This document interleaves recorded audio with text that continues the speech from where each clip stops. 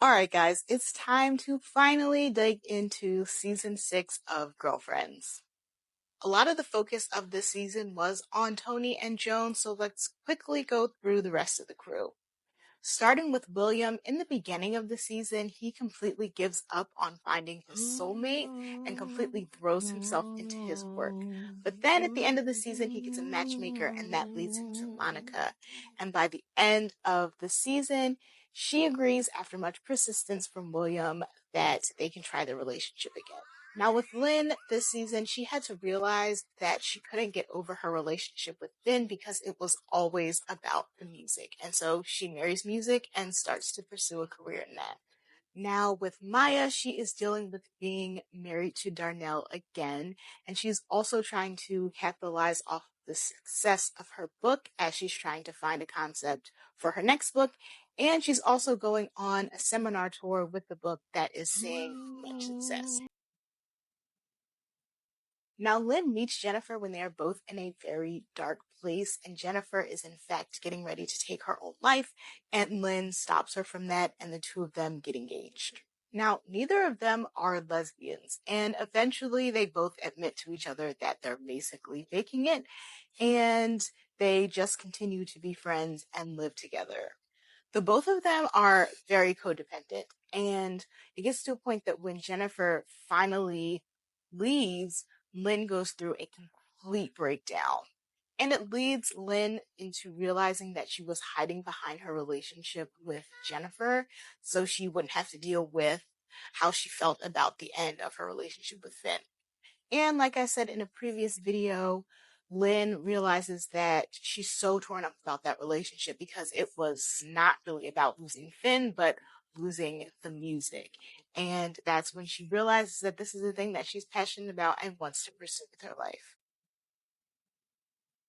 At the end of season 5, we see Darnell break off his wedding and get back together with Maya. And in this season, they immediately go to Vegas and get married. Things unfortunately quickly go awry because they have some strong differences on their living situation.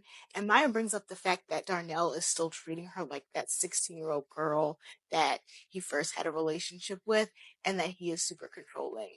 And Darnell comes up with the idea that they should date so they can get to know each other in the right now. I'm glad that they had this conversation with each other because one of the big reasons why they broke up in the first place was because they got married so young and they grew up and became different people and needed to know who they were as individuals, and not as a married couple. And so with them getting back together, it's good that Maya realized that they were going back into their old ways and stopped it as soon as she saw it, and that Darnell was willing to make these changes within their relationship so they can continue to have a relationship. Now, later on in the season, Darnell says that he wants to pursue his dream of working in a pit crew, and Maya completely shuts him down, much like he did back then when she said she wanted to go back to school. Now, what's different here is that Maya realizes that she does want him to be happy and to be able to pursue his dreams like she was able to pursue hers, and agrees to him going for it. And at the end of the season, he does get asked to join a pit crew, and it is in Florida. At first, they were going to just live apart, but at the end of the season, Darnell asked her and Jabari to just come down to Florida with him for the summer so they can be a family and be together. So overall, with these two, you can really see how they have evolved and how they are actively working to be in a healthy relationship with each other and be a family. So in the beginning of the season, it is now Tony who is asking for a divorce and Todd who doesn't want one. But eventually they do sit down and have a conversation and they end up getting an actual divorce. Now, like I said in a previous video, Tony had some struggles with motherhood in the beginning, and that led to Todd filing for full custody of Morgan. Now, I don't blame Todd for being concerned with Tony's actions, and if this show was made today, there would be a lot bigger discussion about postpartum depression, but that just wasn't the case. I do think that Todd made the decision to file for full custody out of fear, and that it was a little bit too drastic, and if they actually took the time to sit down and talk about things, he probably wouldn't have done it. There's always this like competition vibe with these two, and I think that's what contributed to the custody battle going for so long and blowing way out of proportion. I mean, they had that whole moment where their mothers were like, you have to pick a religion to raise Morgan in, Christianity or Judaism. And it got so far as to Todd giving Tony an ultimatum, like, raise Morgan Jewish and he'll drop the custody battle completely. And she almost went through with it because that's how bad she wanted it to stop. But she eventually shut it down, as she should have. I just think that if they put their personal issues aside and really just kept Morgan at the forefront in their minds and put in an effort with a mediator, that none of this would have happened and it wouldn't have gotten as far as it did. But luckily, Todd did see that it was just too much and he dropped the position. In this season, we see two very different Joans. First, we get the Joan that we're used to. And unfortunately, the J Spot is not doing very well, and she even goes in for an interview at a law firm. Luckily, her friends try to whip her into shape and talk some sense into her, and she realizes that she may have to sell her house in order to save the restaurant. But William suggests that it should be a sports bar, and with much convincing from Tony, Joan agrees, and the J Spot becomes this huge successful sports bar restaurant now. And this is when we see It Girl Joan. Because of the success of the J Spot, it gets the cover of a magazine, and this 15 minutes of fame that Joan gets just completely goes to her head and she turns into a different person. And this Joan is flaky. She ignores her friends and treats them like they're nobodies. She's running around with multiple different men and lying to them. It's a lot. And it eventually all comes crashing down when she goes to this A-lister party, gets completely drunk, and embarrasses herself. And this causes her to miss Tony's hearing. And we end with Joan basically being at her rock bottom. And now it's time to talk about Joan and all of her romantic relationships in season 6 of Girlfriends. So first up, William. In the beginning of the season, we see the aftermath of those two having sex and they finally realize that they're just not meant to be. Then she goes on to date Kenneth, and he is much older than her, but they eventually break it off. Then we enter her it girl phase where she is seeing Derek, Curtis, and Javon all at once. Curtis is her fun guy. Derek is the one that gave her the cover of the magazine, and he's really into her, but she's not into him. And Javon is a basketball player, and she's really into him, but she doesn't think that he's into her. Eventually, things do start going well with Javon, and she breaks it off with the other two guys. But she thinks that that relationship is further along than it really is, and he feels like it's not the right time for them to be together, so he dumps her.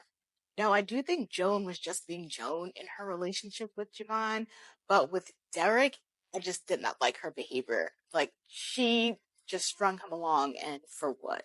And that's why I'm not super upset with how he treated her at the party in the end of the season. Yes, he was very harsh with what he said to her, but it's not like she didn't deserve a little bit of it. Before I get into the Joan and Tony saga, I'm going to mention just a few things overall. In this season, all the friendships are really changing and evolving. We have Tony, who is a new mom, and the rest of them are still trying to figure out how they can include her with her having a newborn. And luckily, Tony just tells them how to, straight up, plain in Tony fashion. Maya and Lynn also have a bit of a moment when Maya does not let Lynn be on the panel for her seminar, and Lynn just interrupts it anyway. They have this moment, this conversation where Maya basically just tells Lynn how she really is, and Lynn has to come to terms with the fact that she hasn't done much of anything with her life. And lastly, I want to say that It Girl Joan treats all of her friends horribly, and they all really notice that she's becoming this different person, but Tony really just gets the brunt of it. And now for the moment that most of you have been waiting for, it is time to dive into part 5 of the Joan and Tony saga.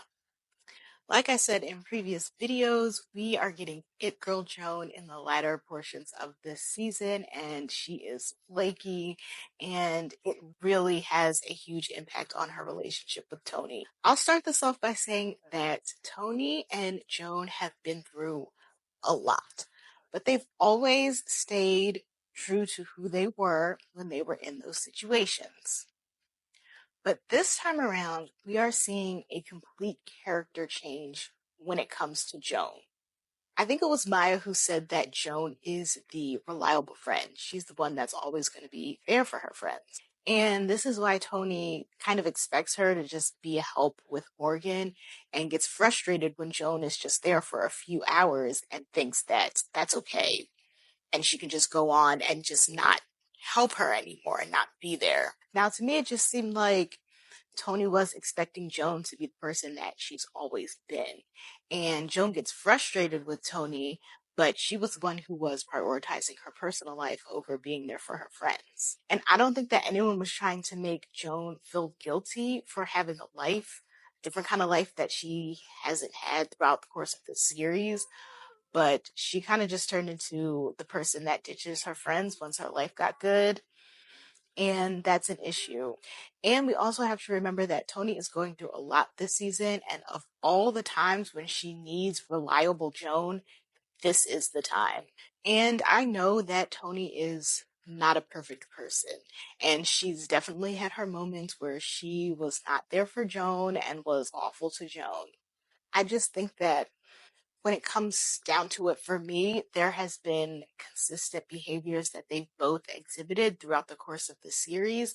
And in this moment, we see Joan completely changing her behavior for the worst.